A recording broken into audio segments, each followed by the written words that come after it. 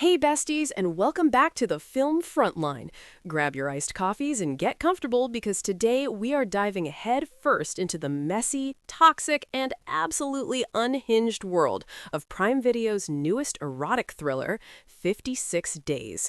If you thought modern dating was a nightmare, wait until you hear what happens when a grocery store meet-cute turns into a literal skeleton in a bathtub. Yeah, we are going there. Let's get into it. Okay, let's set the scene. 56 Days is an adaptation of the hit novel by Catherine Ryan Howard, and it is giving us the ultimate good girl gone bad era for Dove Cameron.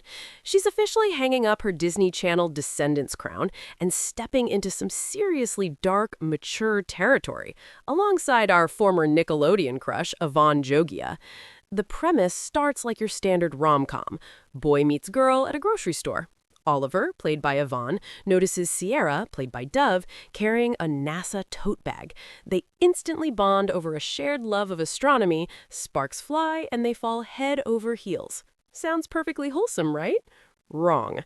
Fast forward exactly 56 days, and we are looking at a swanky corporate apartment where detectives Lee and Carl are staring down a dead body that has been sitting in a bathtub full of chemicals until nothing is left but bone. The show serves us a beautifully chaotic, non-linear timeline, constantly whipping us back and forth between the steamy, intense romance and the chilling murder investigation in the present. Because the body is completely dissolved, we don't even know who the victim is right away. Anyone in the past timeline is fair game. Now, let's talk about the adaptation choices, because the showrunner made some bold moves here. If you read the original book, you know it was set in Dublin during the peak of the COVID-19 lockdown, which totally explained the intense, forced proximity of their relationship. But the show pivots and sets the story in present-day Boston. Taking away the lockdown isolation actually forces the narrative to rely entirely on the sheer magnetism and the destructive secrets between Oliver and Sierra to drive the chaos. They also shifted the main point of view from Detective Lee directly to the central couple. On one hand, this makes for a deliciously volatile viewing experience because Oliver and Sierra are the definition of unreliable narrators. They are both hiding deep, dark secrets that act like poison to their relationship. But, and this is a pretty big but, that POV shift is a double-edged sword. By focusing so heavily on the toxic lovers, the show kind of sidelines our detectives. Carla Souza plays Detective Lee, and let me tell you, she is an absolute scene stealer.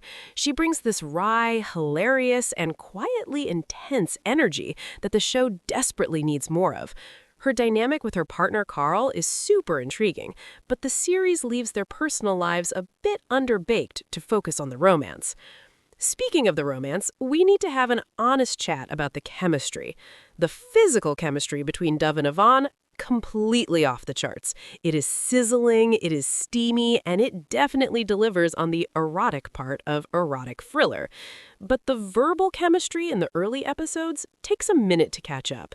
Initially, the flirty banter feels a little stiff, making it kind of hard to buy into the obsessive, all-consuming love they're supposed to have right out of the gate. Thankfully, the show recovers. As the tension mounts, their individual performances truly shine. Yvonne does an incredible job capturing a man on the verge of a psychological break, delivering a visceral portrayal of guilt-ridden insomnia. And Dove, she is mesmerizing. She serves these deeply soulful monologues about the cosmos and then effortlessly pivots to a cold, cutthroat delivery that will give you whiplash in the best way possible. So, here is my absolute unfiltered take for the film Frontline. 56 Days is a wild, face-fanning ride that proves the erotic thriller genre is officially making a massive comeback, and we are entirely here for it. Does it stumble a bit in the beginning? Yes, throwing in major reveals too early disrupts the pacing, and it takes a couple of episodes for the couple's banter to feel natural, but the payoff is so worth it.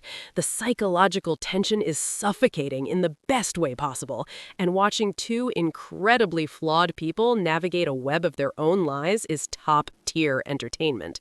It's dark, it's sexy, and it asks some genuinely terrifying questions about how well we actually know the people we share our beds with. If you love a slow burn mystery that prioritizes psychological warfare and steamy aesthetics over a traditional procedural format, you need to add this to your weekend binge list. All right, Frontline fam, I'm turning it over to you. If you discovered your partner was hiding a massive, potentially dangerous secret in the first month of dating, are you playing detective or are you immediately blocking their number and running for the hills? Drop your survival strategies in the comments below. And if you loved this breakdown, don't forget to smash that subscribe button, hit the bell icon, and stay tuned to the Film Frontline for more deep dives, industry tea, and everything else you need to survive the cinema season. Until next time, stay safe, trust your intuition, and keep watching.